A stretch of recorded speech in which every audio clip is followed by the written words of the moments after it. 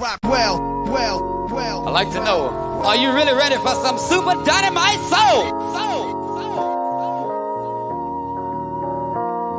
And thank you, because now it's start time.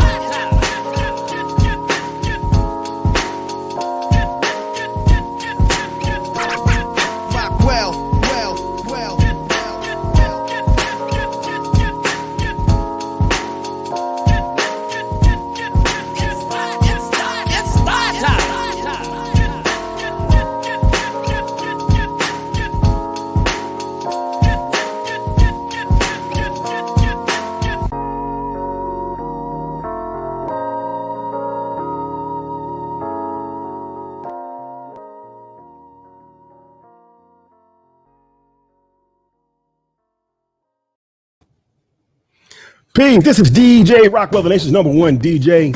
Welcome. Today, January the 30th. It's 7 p.m. on the East Coast. It's 6 p.m. in Chicago. It's 4 p.m. on the West Coast. And we're here, Dave, with episode 18, bro. 18 of them. This is 18 weeks of the Illest Show featuring your brother, DJ Rockwell. And Big Dave C.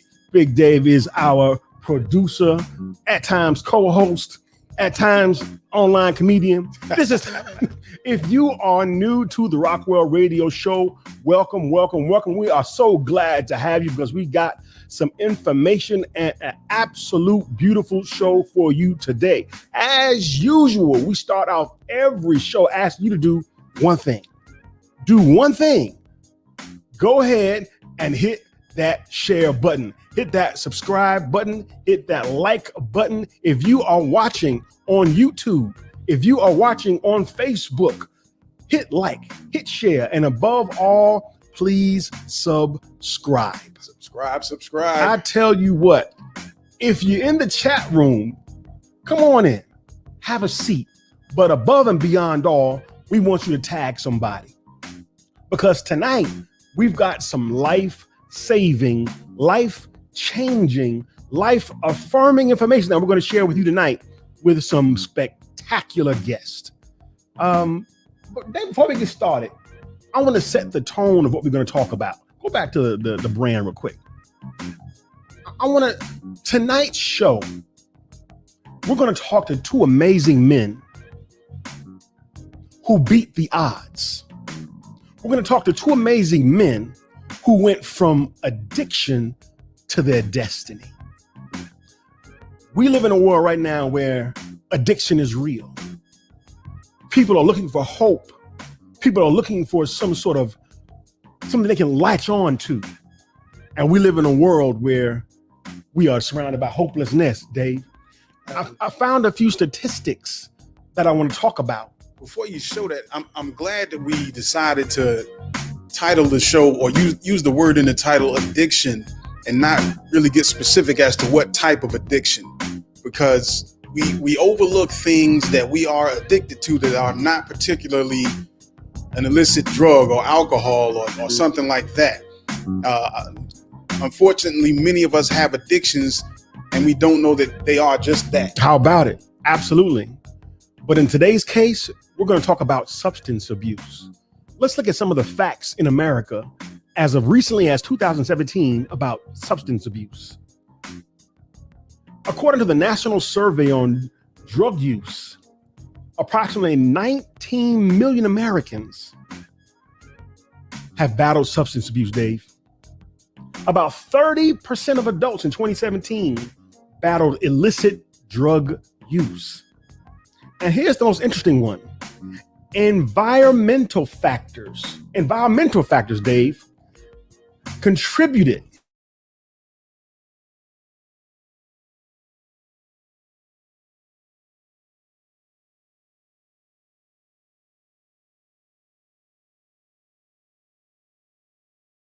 and abuse, parents' drug use and attitude toward drugs, peer influences, community attitudes toward drugs, and poor academic achievement. Think about that. That's a hell of a stat.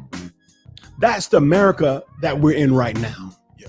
We'll look at some more statistics in just a moment. But now, without further ado, I want to welcome these outstanding black men to our program, D. Can we do it? Come on, let's do it. I want to first go to Chicago, Illinois. He's out of DC and now lives in Chicago. This brother is a recording artist. He's a musician. Survived 14 years of addiction, Dave, and he's been clean for now over 28. That is the greatest. He is the co-operator of the Foodie Spot in Chicago. He's a heck of a bean pie maker. And this brother is now the author of Walking the Road to Recovery, 9 Steps in Motion. Please welcome to the Rockwell Radio Show, my brother, Michael A. Muhammad. Hey.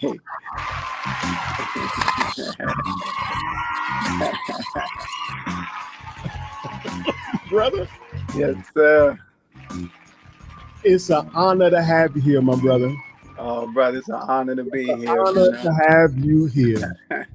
and for those who don't know, this is your second time on the show, by the way. Come on now, we regular, you dig? Second time on the show. Now, before we welcome our second guest, there's something that our viewers need to know. Brother Mike had, let's call it an accident, a spill. Just a few days ago. Brother Michael, that's in front of y'all right now, is talking to us with, hold on.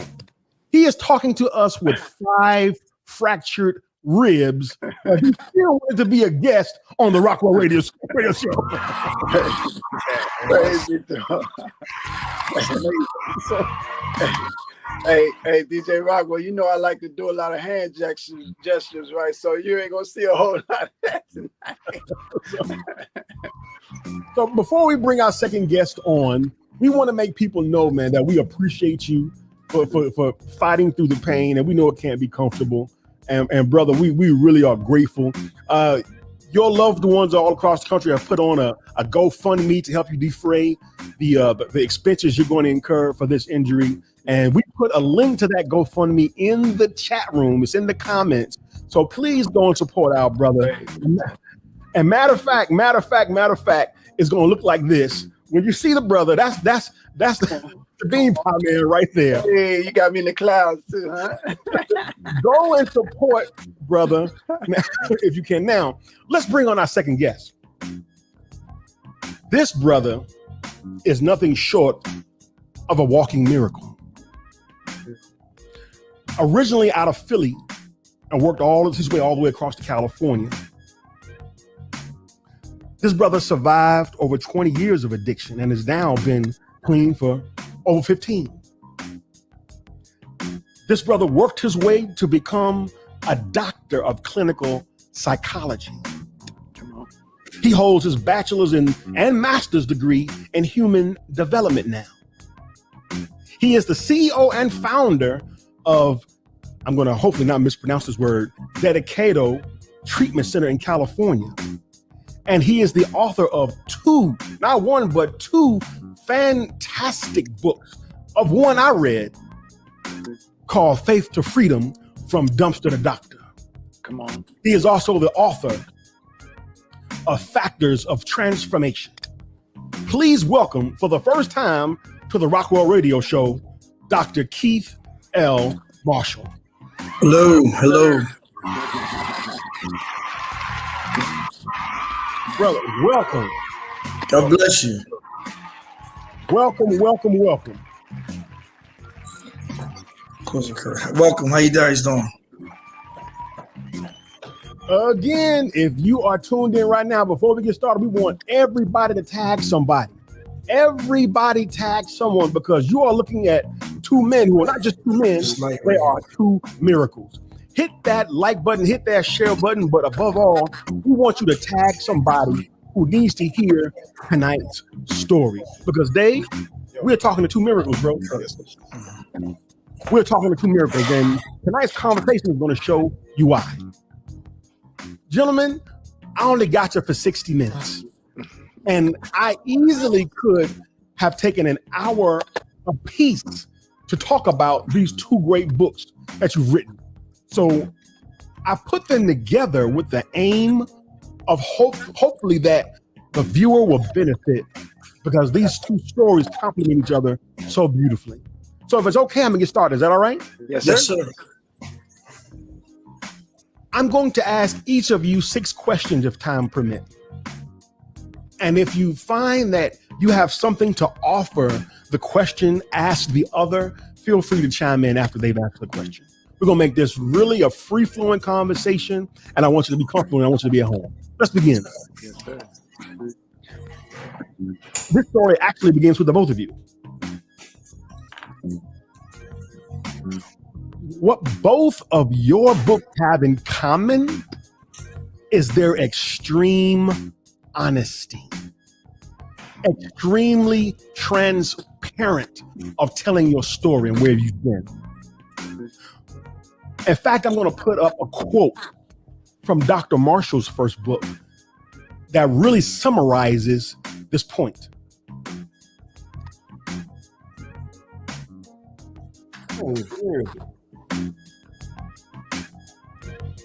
Dr. Marshall, you said these words: I don't want to sound like I am beating myself up or now attempting to be self-righteous, because I am pointing out my transgressions. I just want to admit that my limitations in life impacted others. And if I wanted this book to have a positive impact on you, the reader, I must first be transparent to connect with you. Here's the question. What is the connection between the attributes of transparency and honesty in this process and healing? Dr. Marshall, I'll start with you. Well, first of all, thank God that he allows me to impart something in others that was freely given to me. What I had to find out for a long time is that when I got stumbled into addiction, it was because I was suffering from lots of low self-worth, low self-esteem that was also unbeknown because of a lot of the child abuse, physical abuse, some of the socioeconomic setting I grew in, the gangs that I grew up around, the gangs that I fought with, and before I became an athlete in school. And see, what I didn't realize is that for many years of my life, until I actually became homeless and got shot in the head and got stabbed 17 times, beat down with baseball bats, and in and out of jail and in and out of institutions. Most of that addiction was just simply when I walked in a nightclub one night, I took a hit of cocaine, and what it did was mitigate something, of course, at the time I never knew, that I was suffering from these feelings of inadequacy, low self-worth, low self-esteem, always seeking approval, always seeking validation. Things that happen because of the impact of the environment. Now, also, a lot of times we grow up and not even know, why are we trying to fit in? Why are we trying to get approval and seek validation? These are the things that, as I was humbled, if you will, beat down to the point where I really looked up for help and realized that in order for me to become the better part of me, I first had to get honest with myself. And it's real easy to say we're honest with ourselves, but you can always gauge that whenever you're restless, irritable, or discontented in life, there's definitely some distorted thinking going on, or something in you that can't accept life on life's turn. Trying to have power over something I have no power over, trying to change something I have no power to change. Right. Most often, the most fearful part about it is that the courage I needed to employ was the courage to look at myself. Come on. Look at my limitations of life. Number one, forgive those who have hurt me. This forgiveness word is a very powerful word, because we can easily say we forgive ourselves, but our actions will actually show that. So that's another story all by itself. But to forgive others is to literally not harbor any ill will towards others. Transparency, we can tag the word integrity and honesty on that together. They all sleep together. And what simply means that in order for me to grow, I had to first look at deep inside of myself. I had to accept what my limitations were, what my character assets were. I had to also stop blaming people and having that victim mentality. Now, took years to get there because before I went back to school, and I might add, by the grace of God, I was able to have a 4.0 GPA all the way through school because of the seriousness of wanting to change my life, not because I thought it was so smart. I just simply buckled down, and I knew I had put away 23 years of my life, and I wanted to make amends, and I wanted to fix things. But in my journey, I knew that I had to learn to take direction from particularly other men I never trusted. I had to take direction and realize even today, it's because I have a doctorate and I have some degrees. Yes. Does it give me a little bit of base knowledge? Yes, it does. Does it make me better than the next man? No, it doesn't. It just simply gives me a little bit of expertise and something that helped me to look at myself that I can help be a better person to someone else. Transparency is the essence of growth, because in order for me to self-actualize, I have to first look in the mirror and truly explore what it is and what was it about me that I didn't feel so great about that when I did take that hit of cocaine. And it doesn't mean everybody gonna become an addict when they take a hit. That's a phenomenon of addiction. But as my brother was saying early on, I could be addicted to anything. I could be addicted to control. I could be addicted to food. I could be addicted to isolation. I could be addicted to avoidance. I could do anything I have to sometimes to not really deal with the real me. And at the end of the day, addiction is just simply a cover-up. It was just a symptom of a deeper problem, which was a problem of thinking. I, as a kid, just simply internalized the world in a very unique way, and we all do that. It doesn't mean everybody's going to fall and succumb to a drug addiction. However, that was my story. And I believe that the Creator empowered me to first and foremost, before you can make any change in your life. And this is where that song Michael Jackson used to be, The Man in the Mirror. None of that ever made sense to me until it made sense. That in order for me to grow and become someone in life that loves himself, nurtures himself. I'm not talking about pride and ego, cars and money and jewelry. That's all stuff. That's cool. But the stuff can't have you. I had to have a relationship with me and my Creator and know that I'm okay to be me. Don't need your validation. And once I get my own skin, then it becomes easier, if you will, to walk through my life. Pass it over. So transparency was, yes. Man, bruh. Did he leave anything for Brother Mike to say? Yeah. He might cover it all with that one, Brother Mike. Look, no, that was beautiful. I would say this real simply, that the universe is created under truth. Come on, man. Everything, falsehood produces nothing. Nothing. You understand? So, and I found that the mirror of truth is the best place. It's the best place to judge. It's the best place to get all of your answers. Wow. Yeah. Hey, I want to piggyback, and my brother is right. He's the reality, because there can be no change on falsehood. Right. None. No matter what it is, I have to see exactly what it is. Self-examination. That's Brother right. Mike, this question is going to be for you. And again, Dr. Marshall, if you want to chime in afterwards, you certainly can. Mm-hmm. Brother Mike, your book was so conversational. It was instructional. It was a warm read. It felt like a man sitting in a park with his friend, listening to him explain his experiences. You gave the reader specific steps and actions to take. Where did this process come from? Where did it originate? And at what point did you know it could help somebody else to put it in the form of a book? Wow. The actuality, brother, is what you're reading is exactly what took place. You know what I'm saying? And over the years, I've told my story many times, because, in this kind of work, in the work of resurrection, in the work of actually trying to save yourself, save your people from our own self-destruction, that saying in the street, real recognize real. That's right. And if I'm going to try to get in your chest and do surgery, I got to open my chest up first. Come on. And I realized that, over the years, in order for people to allow you in, then you have to make a human connection. You have to be real. You know what I'm saying? And then so over the years, I've been telling my story, and it was just a matter of time that it would be put in book form. But what you're reading in those steps is what actually took place. So I'm grateful for the recall, Right? Because there's a lot of stories that I could have told. You know what I'm saying? And which is cool because stories sell. You know what I'm saying? Yes, sir. But most importantly, man, I wanted to make it more principle oriented.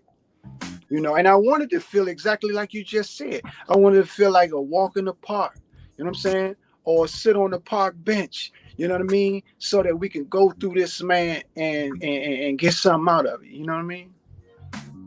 Dr. Marshall, although that question was crafted specifically for him, is there anything you want to add to that at all? I think I agree with him because the term go game, recognize game. As much look, I come from the ghetto, I come from the projects, and look, if I'm going to reach people, and everybody doesn't have to become a doctor. Listen, check this out. I owned a multi-million-dollar company. I paid doctors and counselors now, even before I wrote the book. But I realized that my story is not for me. My story, if I can't inspire other people outside of the box of the community I am. I wrote the book. Do I expect that the book will generate some revenue? Of course. Why would I lie and say not? But mostly there's a big part of that for legacy. A big part of that is the new nonprofit I started to help ex-offenders coming out of the prison, so that they have some housing, counseling, and life skill. Who do I think I am if I get delivered from the madness of myself? And I'm living a pretty decent life today, man. My credit is clean. I own my own home. I have no debt. But are you really kidding me? I mean, I have to tell somebody something real and just keep it, as they say, gangster, got to keep it real. Come on now. Because I want the man or woman, especially the teenager that's in school right now, trying to fit in with his boys. Or the guy in school right now that feeling lonely and hurt because his dad wasn't around or because his mom wasn't around. They feeling hate in their heart and want to get back at them, not recognizing that that's a cancer and a poison on the inside. So I need to talk about that cancer and the poison. I need to talk about how not only I hurt myself, I got to talk about how I hurt other people. I got to realize that my behaviors hurt others. Now, they may judge me. I've asked for forgiveness. I've forgiven myself. That's between them and the Creator if they decide to forgive me. But I had to take the first step and make that act of forgiveness, and then literally, without any motives, let them express themselves the way that they are. So I'm like my brother here. You just got to – I appreciate the fact that I'm going to get his book. I'm going to buy about 10 of your books today, brother, just to sow in your life. Because the truth is, we got to help each other. And sometimes the only way to do that is to say the real feelings and the real things that have happened so we can connect with real human emotions so that people understand that our thinking is driving much of what we do. So if he felt like me, and then he understood, well, this guy talks about psychology, meaning, well, if he felt like me, he understands that my thinking comes from what I feel, conscious and subconscious. So if I can change how I'm thinking about life based on how I'm feeling because he felt like me, man, if he can do something like this, then maybe let me take some direction from people to make some corrections that I need. Matter of fact, what you just said, because the next question is directly for you. And Brother Mike, you can chime in on this if you like. What you just said leads right into this next thought, Dr. Marshall. The question is this. In several places in your book, you reference the difficulty you experienced with the ability to cope with emotions and life's challenges. What do you teach your clients today as it relates to building coping skills? This might be getting a little scary for the audience. All right, I'm gonna tell you something. Y'all heard just because it feels good. Just because it feels good don't mean you should do it. And just because it doesn't feel good doesn't mean you shouldn't do it. And I simply mean this. Most often, none of us grow up with a manual, parents and people who can role model and tell us how to really cope with what we're feeling. Most of us make decisions based on just that. Our feelings are real to us, but it doesn't mean it's a real proper interpretation of the universe or what's really happening. It's our perception. So if you got a subconscious mind, let me give you an example. You walk in a nightclub or you walk in somewhere where there's a lot of people. You got to always be worried about what I got on. What am I saying? Am I speaking right? Am this is right? There's a distorted perception right there, because that means that my fear of being rejected, my fear of not fitting in is driving my behaviors right now. And sometimes without even realizing, my compensatory measure will to try to mitigate it. Let's say if you go to talk to a girl, an example, instead of being who you are, you beef the story up a little bit because you need to impress her. If you got to impress anybody, there's a feeling of fear that's coming from somewhere. And that's probably somewhere in your thinking that you're not good enough, somewhere where you've internalized that. That's why it's very powerful to make decisions based on principles, because they don't subscribe to feelings. If I'm being honest, I'm being honest. If I'm working in courage, I'm working in courage. The sad piece about that is none of us will get that perfect. But if you're principle driven, instead of acting on feeling, they say that when you're angry, don't make a decision. There's a reality to that. Because that anger, behind that anger could be fear and hurt, uncertainty. All that stuff is there. So you have to explore the antecedent, which means the beginning or the psychopathology. Why am I thinking like this right now? And just because I feel it doesn't mean I need to act on it. So that's why it takes iron sharpens iron. You got to have mentors in your life, other men, other women. I think women should have other women, strong women in their lives. Come on, Not to put them on pedestals, but to help them, to tell them the truth. Like if I'm experiencing something and I'm restless, irritable, discontent, I want everybody to know this is a universal sign. If you're restless and you're irritable and you're discontent, that's a normal reaction to life. But if you stay that way, you are not employing coping skills, because there's something unacceptable in life. And you know the whole sad thing about it, it's probably some person that you can't change, something you can't get that you want. And here's the word that we all don't like, some selfishness that I just simply won't work through because I want my way. Listen, y'all, listen. Yes, Come on, brother. Wow. Yeah. Brother Mike, I just want to add to that. I would just add that, the Almas Lewis Farrakhan teaching study guide 18, Rising Above Emotion and Thinking of God, that emotions are born out of the limbic system. Yes. It only covers 20% of the brain. You know what I'm saying?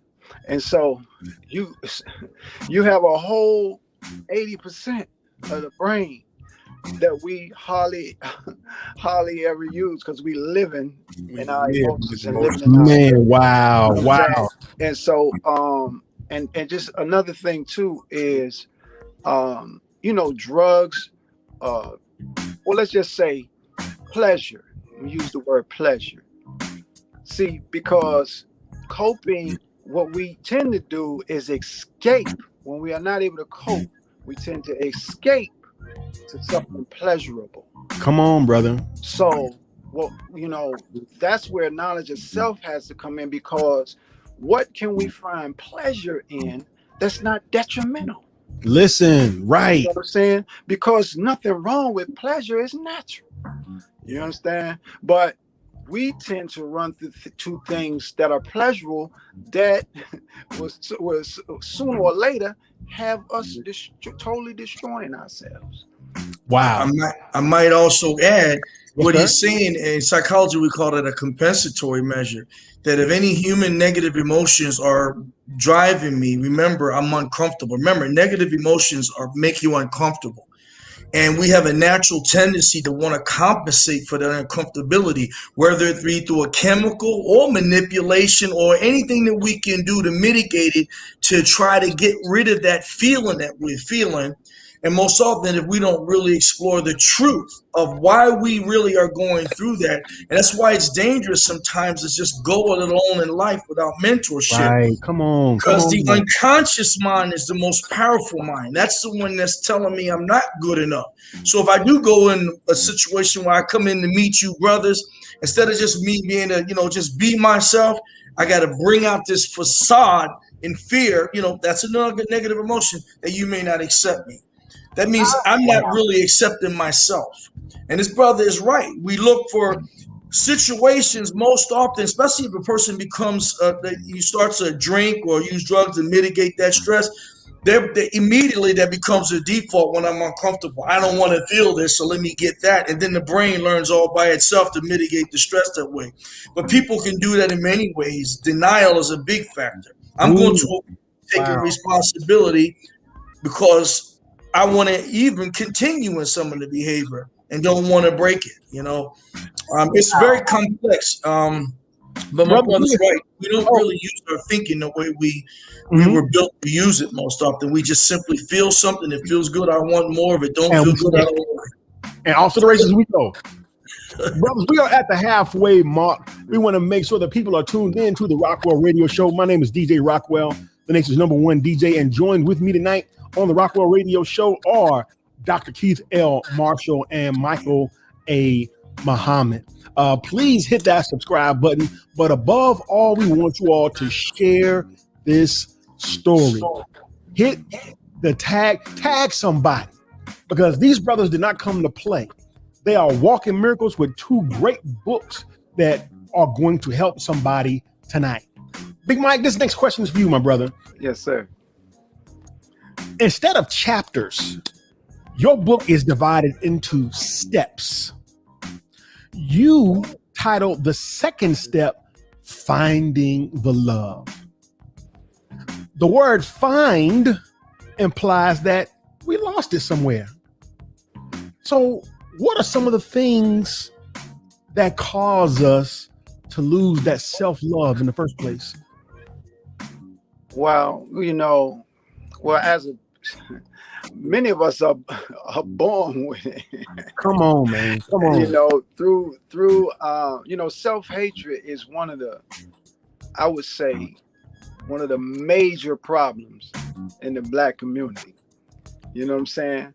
So, and then the lack of knowledge of self, it's easy to hate what you don't know. Come on, brother.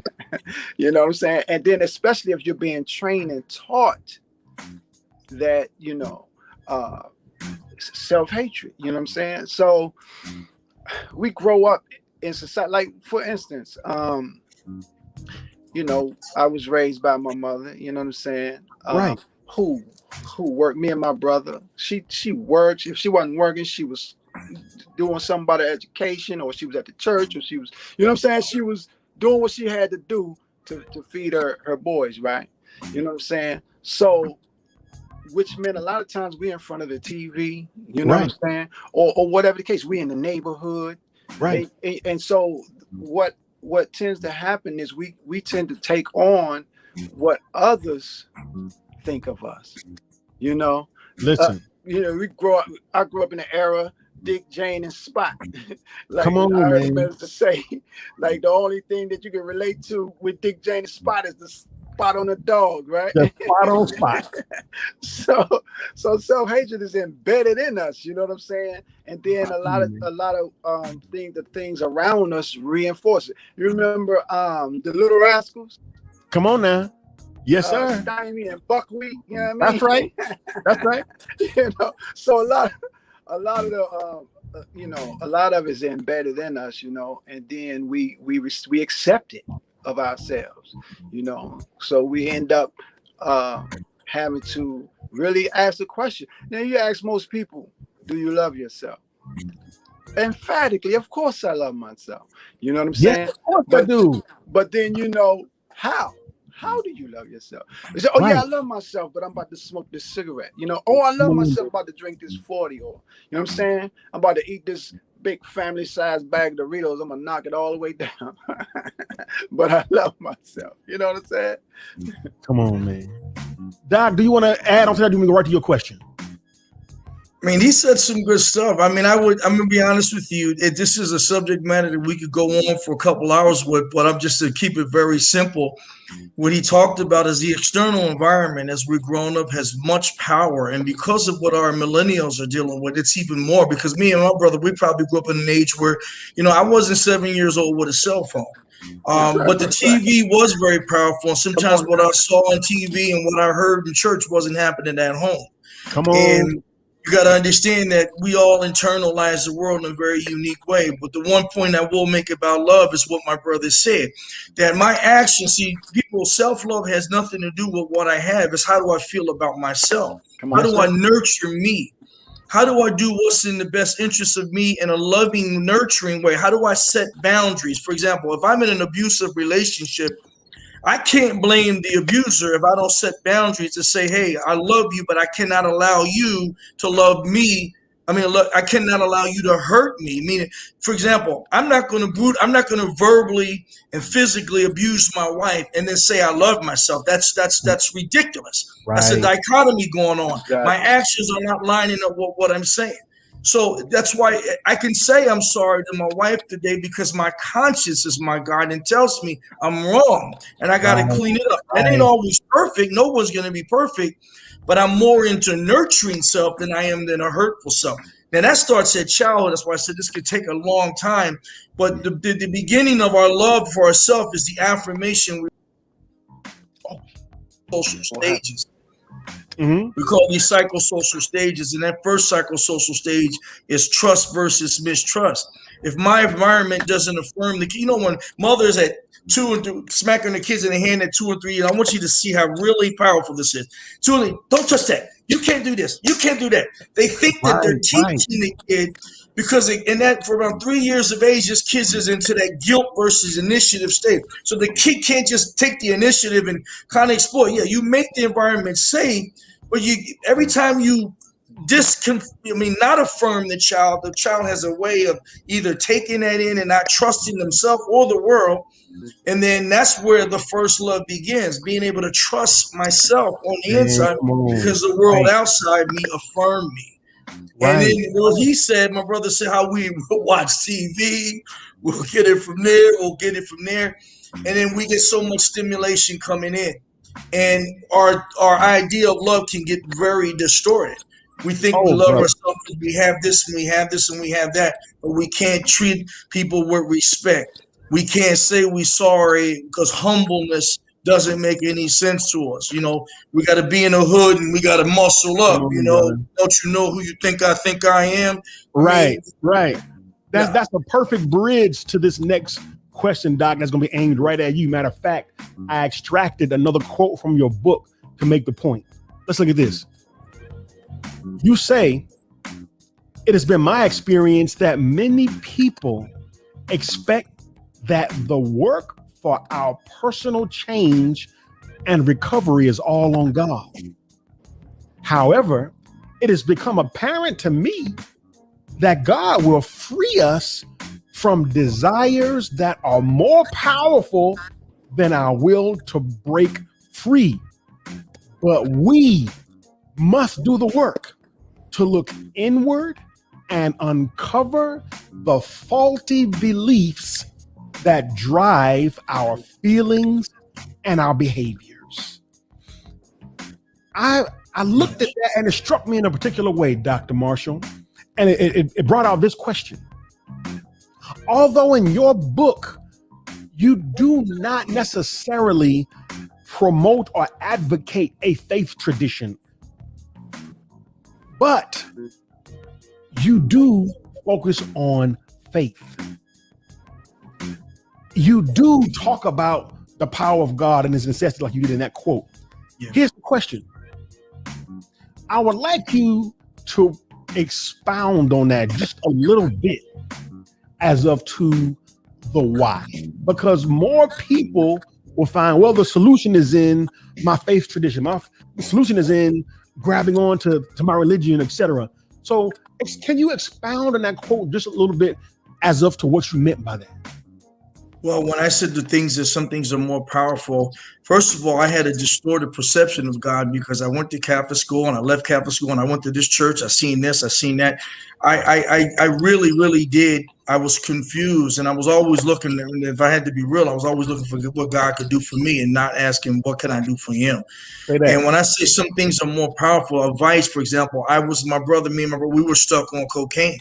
I don't have a fight and a struggle with cocaine today, but what I had to learn along the journey, I had to go to the deepest part of honesty. And the deepest part of honesty, if I could have got high, and I know this is going to disturb some people, but this is the truth for me. Come on, man. If I could have got high, went to work, never had no problems, get my freak on, do my thing, me and God wouldn't have been having a conversation. That's just my truth. And I had to realize that I had to stop asking God to free me from drugs when in reality I couldn't ask him. I had to learn through many years that it wasn't the drugs I wanted to be free from. It was the consequences I wanted to be free from. So instead of asking God to free me from drugs, I said, please do for me what I can't do for myself. And that is to ask you for something that my flesh wants really bad. Come on, man. And when I asked him to please free me or kill me, it was the rawest form of honesty. I said, free me, because if you don't do it, if you real, that's what I talked about in my book. If you real, you have to free me, because if you don't, I don't have the power to ask you to free me for something that I really want to do. I just don't want the consequences. And then I want to kill myself, but I'm too scared to do that. You teaching me. So my honesty came to I just simply, God, please free me or kill me. And I guess he had a funny sense of humor. I fell asleep and I woke up the next morning, and as a dope fiend at the time, I'm going to get my smoke on, then I'm going to ask you to help me. I didn't have that desire. I threw the drugs away after all those years.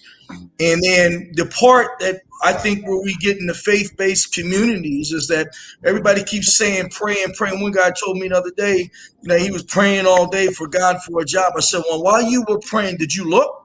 Did you get up? Did you do anything?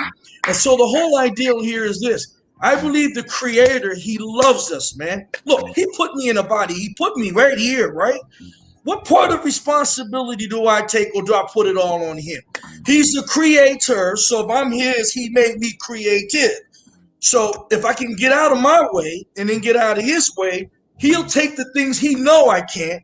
But I had to get humble so much to stop asking him to free me from something that was a lie to be freed from.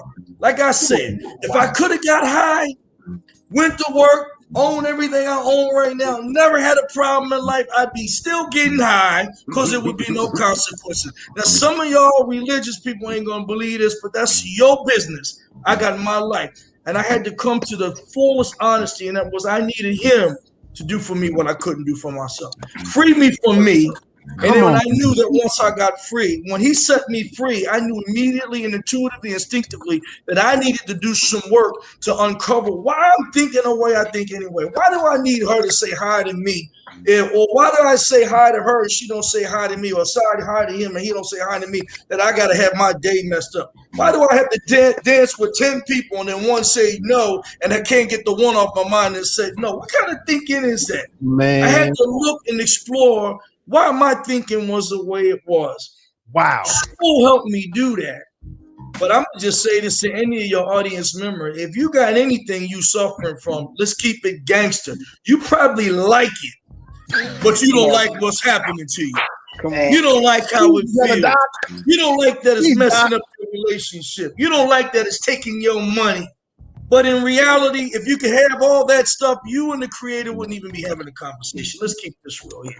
We ain't that strong. We ain't that strong. So I had to just ask him to do for me what I couldn't do for myself.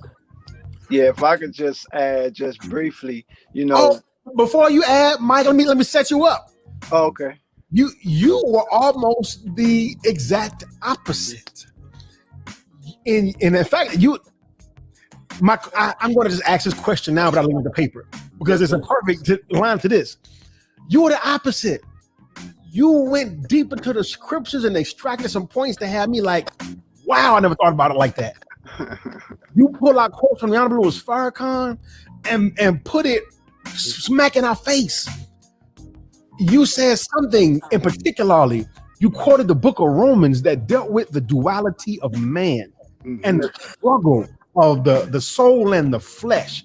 Yes. It blew my mind. So Mike, with that in mind, please answer that question. Yes, sir. Well, the Quran talks about how Allah made all the creation subservient to us. It made creation to serve us. You know what I'm saying? And like Dr. Keith was saying, like Reverend Wooster used to say this, you have to pray as if everything depends on God, but you have to work as if everything depends on you. You know what I'm saying? And so, you know, if you pray and then you get up from your prayer and do nothing about your prayer, you are your prayer. Come on, man. So that's just empty words, you know. That's just you just running your mouth, you know what I'm saying? And so yeah, and that Romans 7, that's exactly what finally gave me some understanding, because I was saying what everybody else was saying. I can do all things through Christ who strengthens me. God is in me, with me, through me, for me. Where God is, there can be no imperfection. I'm saying all this. Why this shit ain't working for me? You know what I'm saying? On. You know what I'm saying? Right. And so, but when my uncle, my late uncle, Paul Armstrong, Allah rest his soul, he pointed me to Romans 7, man, and he said, read Romans 7, and then we gonna talk about it. You know, and that was the first time that somebody ever took a scripture where my particular situation was concerned, and we were gonna get some understanding out of it. You know what I'm saying? And that's where that whole, when I would do good, evil is present. So I find myself warring within my members. You know what I'm saying? So that was the first time that I came into contact with the reality of the duality, the difference between flesh and spirit. This ain't but a series of urges and appetites. That's all it is. I want what I want, and I want it right now. That's all this is. You know what I'm saying? But what governs it is what's in here. You know what I'm saying? But then it's got to move from here to the heart. Right. See, if it's just words, it's just lip service. But see, the heart pump the lifeblood through the veins. So once you take it from your head to your heart, then you can get something out of it. Come on, man. And so, Mike, wow. Let me give both of y'all a round of applause for that last round. Yes, sir. That last round, man. Wow. That was everything. You're tuned in to the DJ Rockwell radio show. My name is DJ Rockwell. And I'm Big Dave C. Right now, we are tuned in to the episode called From Addiction to Destiny. And we're joined by Brother Michael A. Muhammad of Chicago and Dr. Keith L. Marshall of California. Mike, in your book, which I think served as the heart of your book, was the 5 W's. Yes, Can sir. you talk about in one of your steps called processing the data? Can you, and I don't want to give away too much of the book because we want people to go buy the book. Matter of fact, you can buy both books. They are in the description on YouTube to this video right now. So after this video is over, click the Amazon links and get both books from our brothers. So can you briefly, Brother Mike, explain the 5 W's? Yes, sir. Okay, we dealing with who, what, when, where, and why.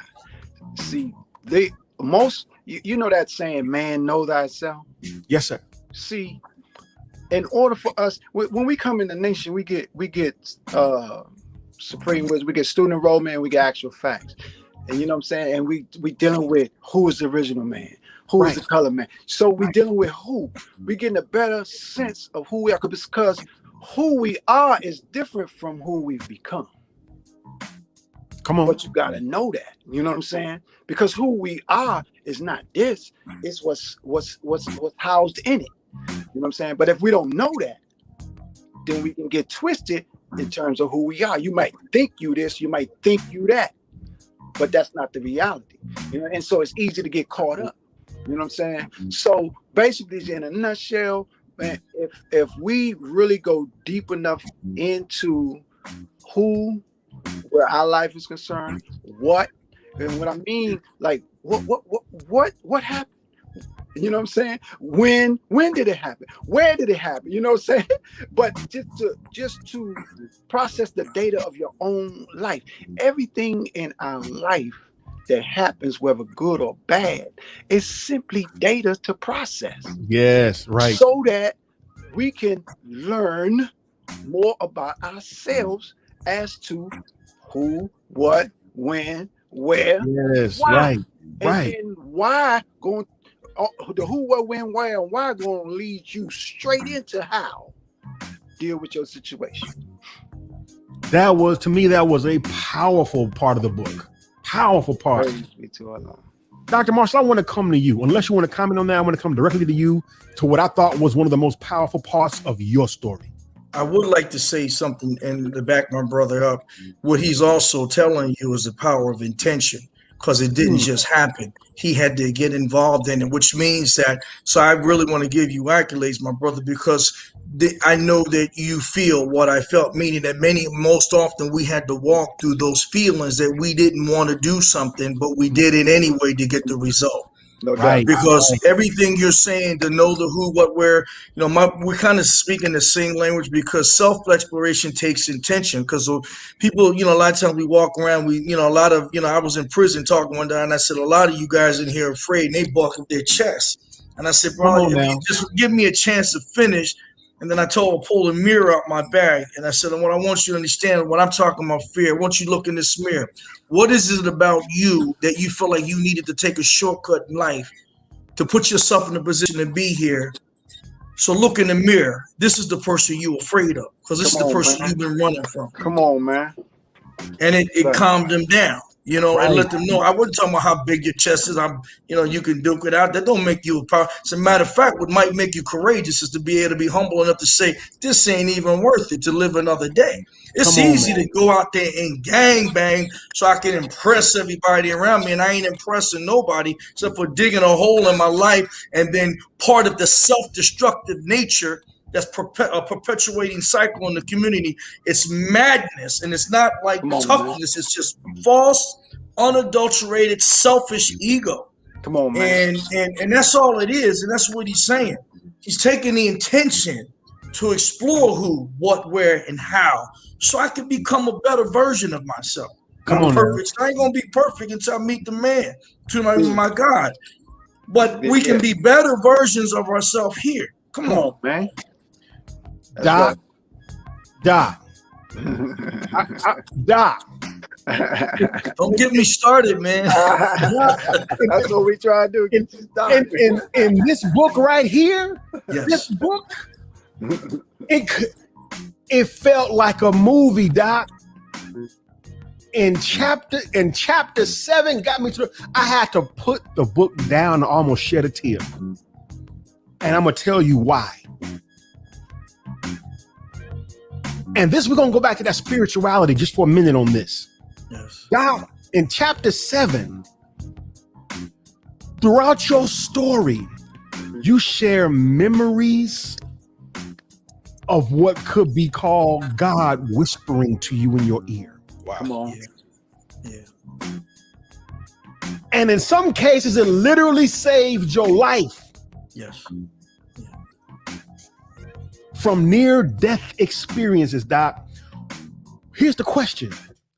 What role did those whisperings play in your development and in your rescue? Well, first I have to say this, man.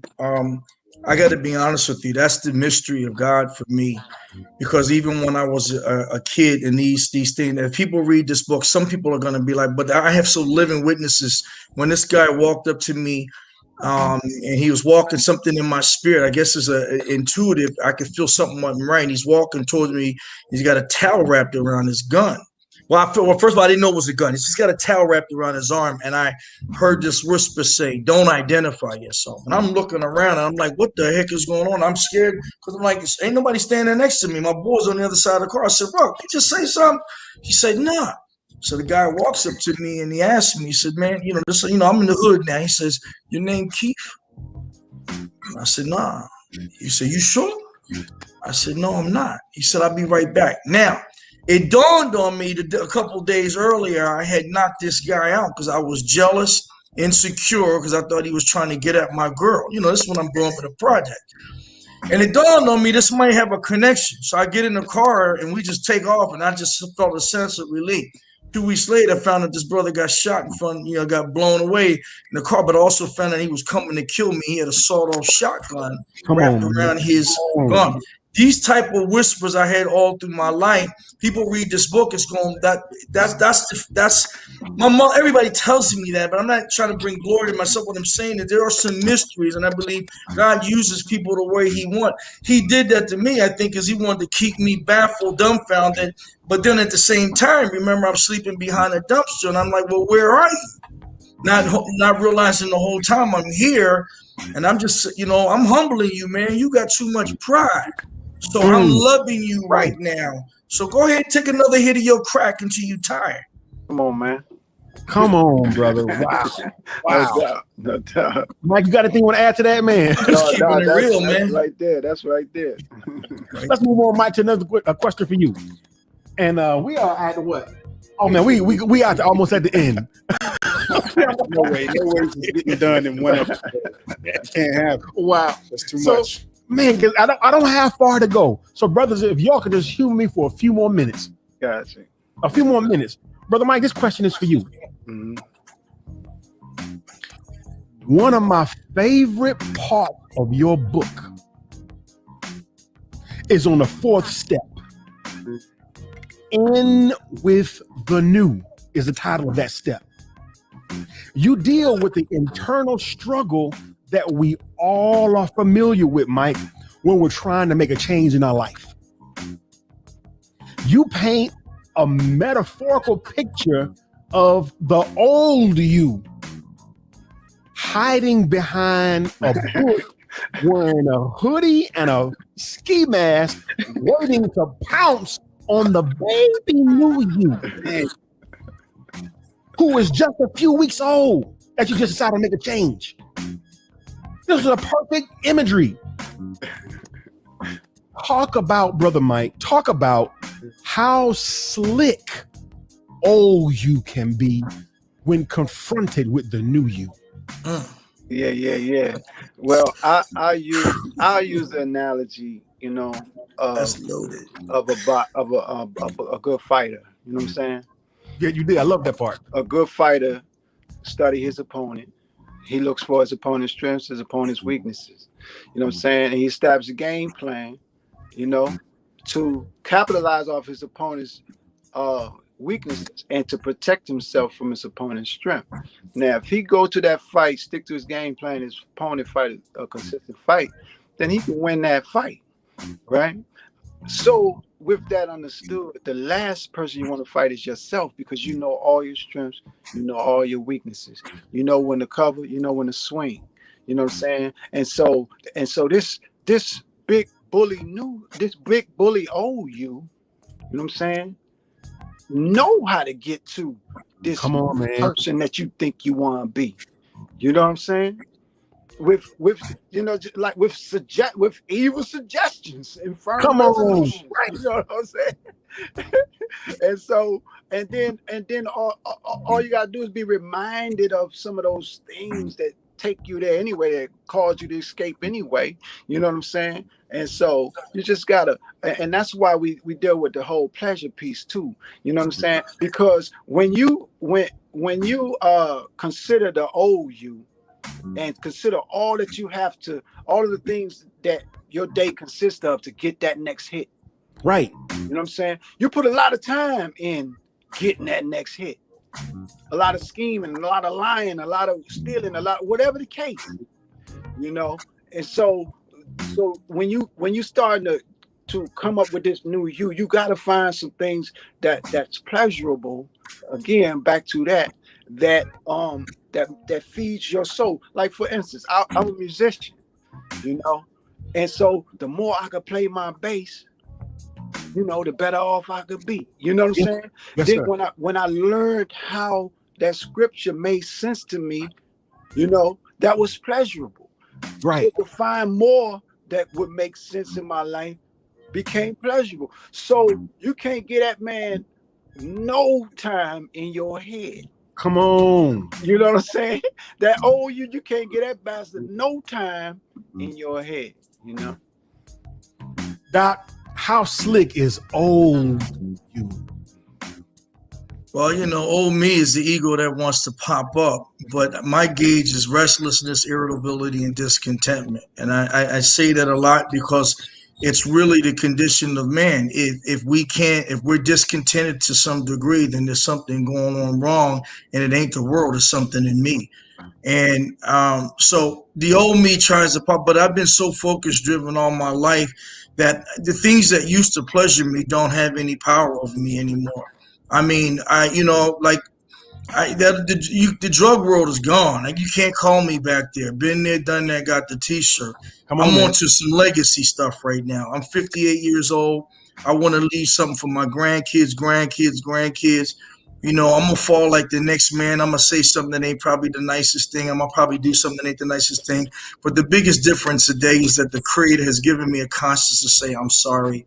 Let me make it right. Let me make it better. Never going to be perfect, you know. And I got, like I said, my new book, 10 Factors of Transformation. I just focus on 10 realities of life. One, I got to have it's a you are not your body. I simply got to have a relationship and discover a relationship with my Creator. The power of principles. I got to act on things that are real and not things I feel. Uncover and discover myself. I got to look at me before I look at you. Forgiveness. I know I got to forgive today and tomorrow, because if somebody ain't going to do something to my liking, and I'm going to probably hurt somebody, and even myself. Right.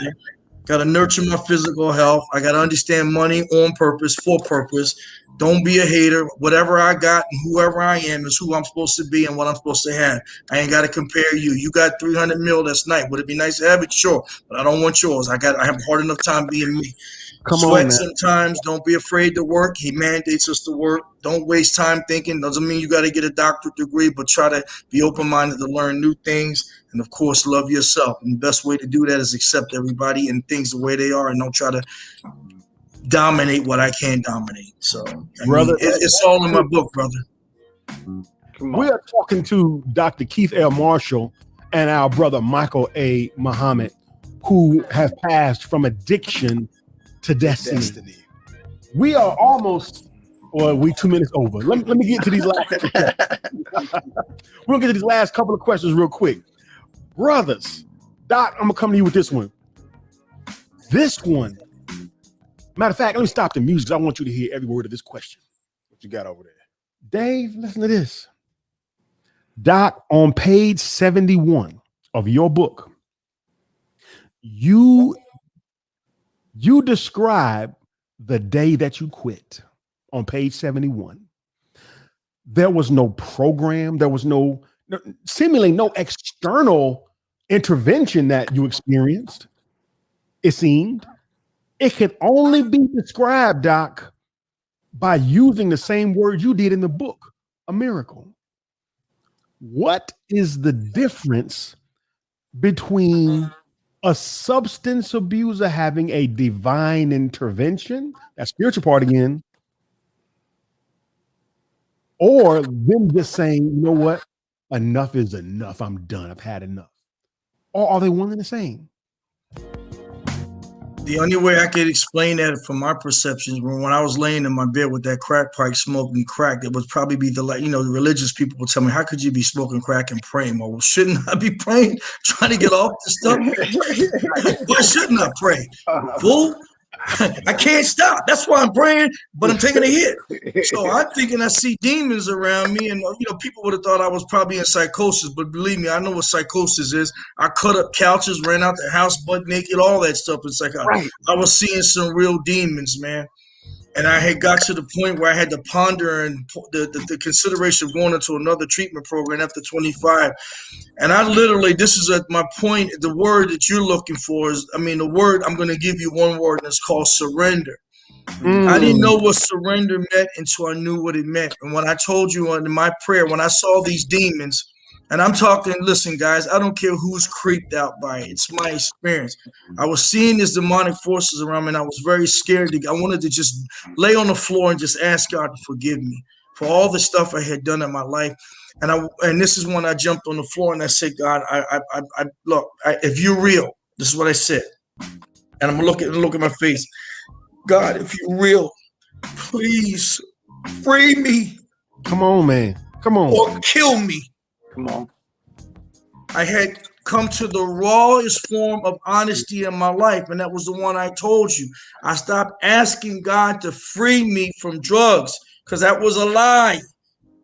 If I could have got high and had no problems, me and you wouldn't even be having a conversation about this Come stuff right on, now. right. That's right. So I said, free me, because I know if you don't do it, I'm doomed. Kill me, because I'm scared to kill myself. Get it over with. I guess he had a funny sense of humor. He put me to sleep. I woke up the next day, and I found out this miracle later, that when you hitting cocaine like this right off the dome, you have an influx of neurotransmitters called epinephrine, norepinephrine, fight or flight response things. I went right to sleep after this prayer, after hitting it. I woke up the next morning, like, again, a dope fiend, no, we're going to get all our smoke on, ain't none left. Then we say, God, help me, help me. I didn't do that. Yes, I threw it away. Come on, I threw it away. And I went and told my wife I'm sorry. And this is after 23 years, in and out of jail, shot in the head, stabbed, beat down with baseball bats. She used to come home and see me bleeding profusely on the floor for a $20 rock cocaine because I didn't pay the darn drug dealer. None of that freed me. Come on, man. And I said, I'm going to get a job. And I got up the next day. I went and got a job at a gym. And in 1 month, I'm still thinking I'm going to get high. So when I'm getting ready to get my check, I can't believe it. I feel it. So I'm trying to manufacture the thoughts in my head because it don't make any sense. I want to get hit. Nothing happened. Didn't want to get a hit. I got another paycheck, got a phone, still got that same phone number today. I ain't never looked back. I started a professional fitness training business in 3 months. In 6 months, I was a #1 trainer, had my own business. A year later, somebody said, go back to school. And I said, go back to school and do what at 39? Man, what you talking about? Be a drug and alcohol counselor. So I smoked enough dope. All right, fine, let me try it. And I realized it was a bigger commitment there. I never thought about being a doctor. Never thought about being a doctor, man. But I got my A in my first class, and I said, wait a minute. I can do this. Come on, And man. then I would go in class, and they would not. I would sit right in the center because, you know, I got an ego, and I'm looking at girls. I don't want to look at no girls. I ain't got no time for you. I have my time for y'all. I'm focusing on what's going on to a point where real quick, I walk in class, this fool sitting in my seat, and I ain't never been late. And I look down at this little kid, 21 years old. And I said, man, you don't want to do this, do you? You really don't want to play like this, right? He said, what you talking about, man? This ain't your seat. I said, yo, bro, I've been sitting in this seat, and y'all know that I come to this class, I'm up front on. In other words, I said, look, man, I know mommy and daddy taking care of you, everything all good. You don't know my story, so what I'm asking you to do is just get up and get out of my way. He got up. He saw Haynes Street on me, 323 Haynes Street. Is like, you know, the hood where I come from. He saw that piece come out for a moment just in my thought. And I know how to look. Right now, bro, if you knew my story, you would get up because I ain't got no time for you. I done wasted 23 years. And I graduated with a 4.0 GPA all the way through school, man. I just simply didn't. I went hard to the paint. But I got to give credit to the Almighty because He empowered me. But my wife, brother, I got to give her, Lily Marshall, stood up and studied with me all night to do all the work I had to do. And then I would put my wife back to school to get her bachelor's degree.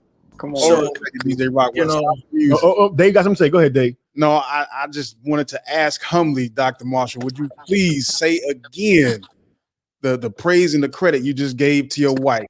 Because they need to hear that. They've earned it more than, and they deserve it. So if you don't mind, would you please repeat that, what you said? Proverbs 31, first of all, right? And it describes the type of wife she is. When I cried because I was wanting to quit, she cried with me. When I was coming home, strung out on drugs, instead of putting me down, she got down on her knees and prayed to pray me through. When I studied in the middle of the night, she stayed up with me and asked questions and studied with me, helped me do the work. She helped me do it. And then I sat back and watched her go to school and cool guy gave me the grace and the mercy to pay her, to get her to. She went to school and got her own bachelor's degree. That degree shouldn't say Dr. Marshall. It should say, first of all, it should say the Almighty. Then it should say the Almighty in care of Keith and Lily Marshall. That's right. Yeah. No, man. Let me tell you something. 26 years, man. But I thank you for that, DJ, because you know what? We don't honor our black women as much as we should. And this is a black woman. When you talk ride or die, I ain't talking about the one that's gonna help you stick up the store. And, I ain't gonna snitch. It's all good. No, I'm talking about the one that's gonna help you do what you need to do and don't put you down and don't compare you while you trying to become who you need to become. Come She on, Doc. affirms you, pushes you, drives you. If you gotta cry, yes, right, man. We cry. Cut that mess out. Yes, Right. we have feelings. We got feelings. She there with you. She see your strength and she trying to build you up. So I got to give her all credit. No doubt. Come on, man. Tease Doc. We off script right now. We off script. Come on. But since we're off script, brother Mike, since we're off script, what role did your wife play in bringing you along to where you are today? Oh man, good God Almighty. Well, see now, so me and my wife got married after. Okay. You know what I'm saying? So, but shit, bro. So we of course I met her in the mosque. You know what I'm saying? And so we both in the nation. But bro, my wife, like brother said, that real ride or die. You know Come on. Because since I've been in the ranks, I've been a do for self kind of person. I'm not job material, man. I would make a pit stop to a job just to see how it's going to take a stab at doing for self again. You know what I'm saying? Right.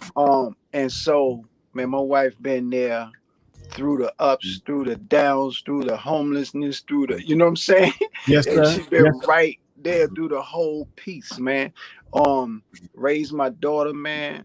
If my daughter wasn't homeschooled, she was in one of our schools. My daughter graduated at 16, valedictorian, and now she get ready to graduate UIC. Come on. You know what I'm saying? And so, bro, my wife been everything, man. And the great thing about it is, see, I'm gonna just say, that I'm gonna use the N word, right? That nigga, come on, be real. He ain't, but you know what I'm saying? He ain't too far away. Come right. That's all of us, man. You know what I'm saying? But when I reflect on my queen, man, and my daughter, you know what I'm saying? It kills all of that. You know what I mean? It's like, so every move that I want to make forward, you know what I'm saying? She right there. You know what I'm saying? Come on, man. Beautiful. Let's give this round of applause to the queens, man. Yes, sir. The women that help us through our low points. So, gentlemen, we are at the end of the show. We're now about 12 minutes over. And I thank you all for sticking with me. We're at the last round of questions here. Brother Mike, this one is right up your alley, Brother Mike. Dave, go back to the brand real fast. I'm about to play a quick clip. Big Mike, you recently started sharing a daily inspiration. Yes, sir. On YouTube, and you call it From the Desk of Apacolips. Yes, sir. It can only be described. Excuse me. Matter of fact, let me stop. Let's play the clip. Play the clip, Dave.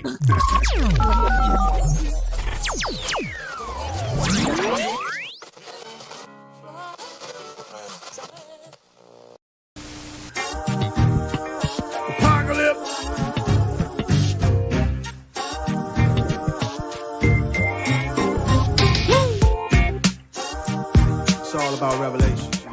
In the 45th surah, right at the 27th verse, 28th verse, in the name of Allah, the Beneficent, the Merciful, and Allah's is the kingdom of the heavens and the earth.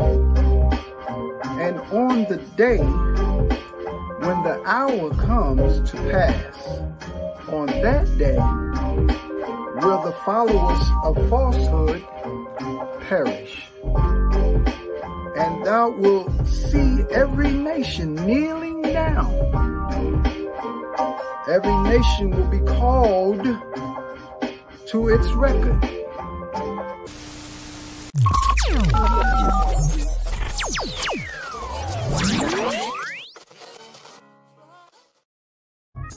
That's from the Desk of Apacolips. He does it every day, and you can catch him on YouTube, giving an inspirational message. Yes, sir. Now, here's the question, Brother Mike. What's the motivation? What's the motivation behind this daily clip? And what role did Brother Milton D. Muhammad, somebody you reference every other episode, what role did this play in helping in your modern day development? Wow. Okay. All right. Well, as far as from the Desk of Apacolips, the Foodie Spot, we had to shut down for a minute so we can renovate, and then we had to wait on the city to come to do all of our inspections or what have you. So during that time, I needed inspiration. Right. You know what I'm saying? So I said, man, I'm gonna get up on here. I'm gonna start this YouTube channel and feed my own soul. Come on, right.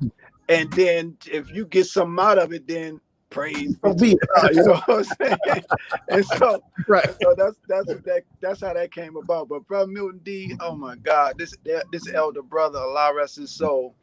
You know how the elders come around, they get to talking and teaching, everybody scatter. Well, I was one of those who would stay right there and listen. You know what I'm saying? Right.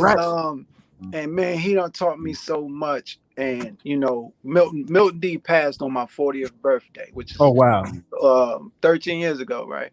But everything that he shared with me makes so much more sense now than ever before. He would say things like, brother, every answer to your prayer come through people, places, and things, and time and condition will determine how soon you receive, Right. Drop that on you and then just keep it moving. You know what I'm saying? And so it's so many lessons that he said, brother, when somebody asks you a question, they're not interested in your answer. They just want to position you so they know how to deal with you, brother. So you just take the position. I don't know. What do you think?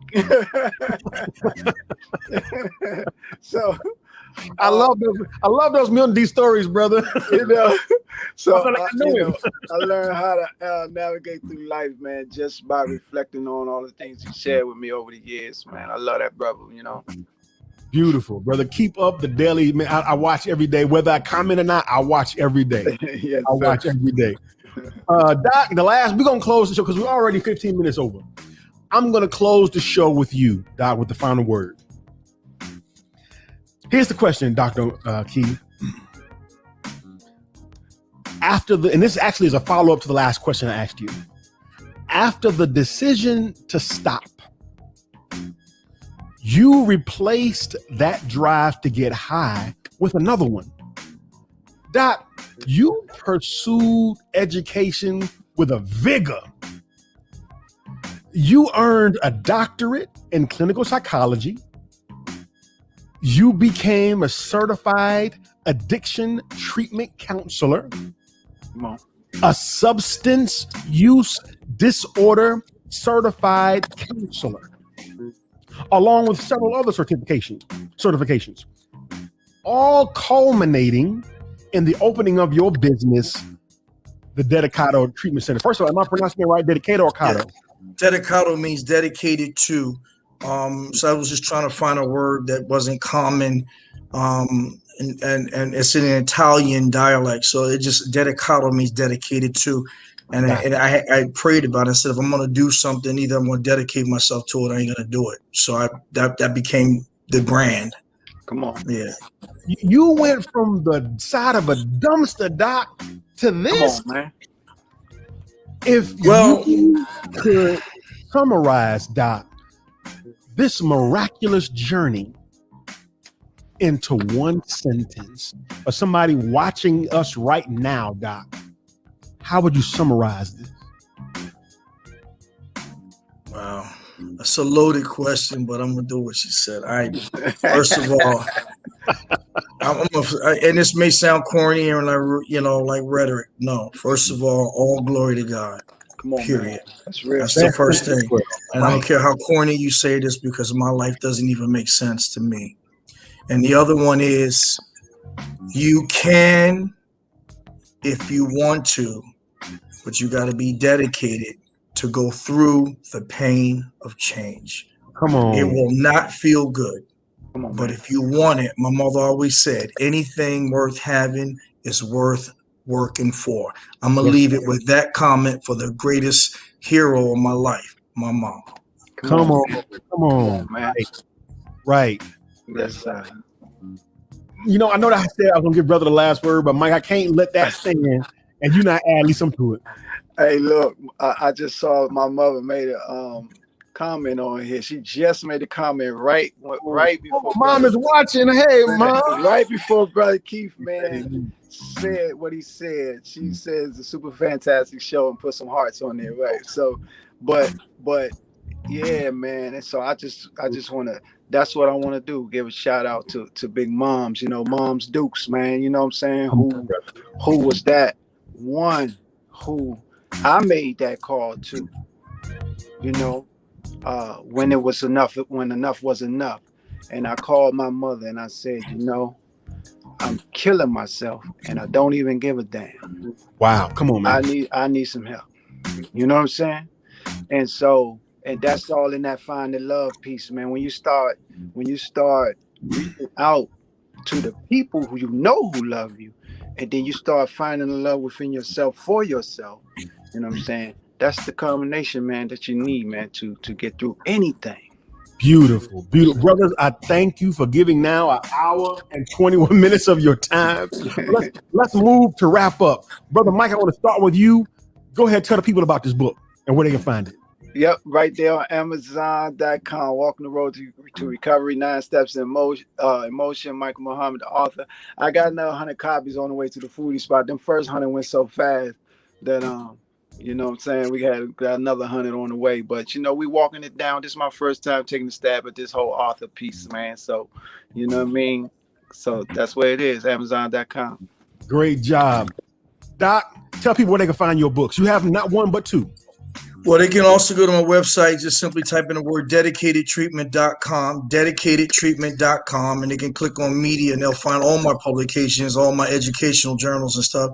But more importantly, the book is simply to let people understand that your dumpster doesn't have to be behind a literal dumpster, but where's the point that there's something that you can't break? What is a habit? What is it? What has you desperate? What has you bewildered? What has you confused? What's hurting you that you can't get out of?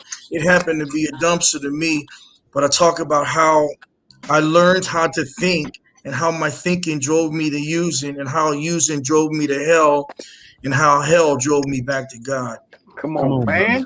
Come on.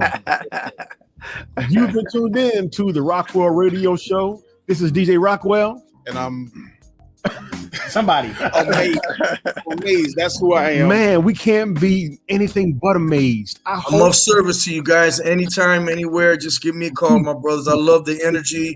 You guys are doing something extremely positive. Count me in. No doubt. I love it. Doc, I thank you. But Mike, you know what it is, man. You already know what it is. No doubt, man. Brothers, Hey, nice to meet you, Doc. Nice to meet you. I love you, brother. I'm going to go buy, I told you, 10 today. You'll see 10 books today, okay? Yes, that's my seed, brother. God bless you. Likewise. Yes, sir. You've been tuned into the Rockwell Radio Show. See y'all next week. We out of here. Salute. I'd like to know, are you really ready for some super dynamite soul?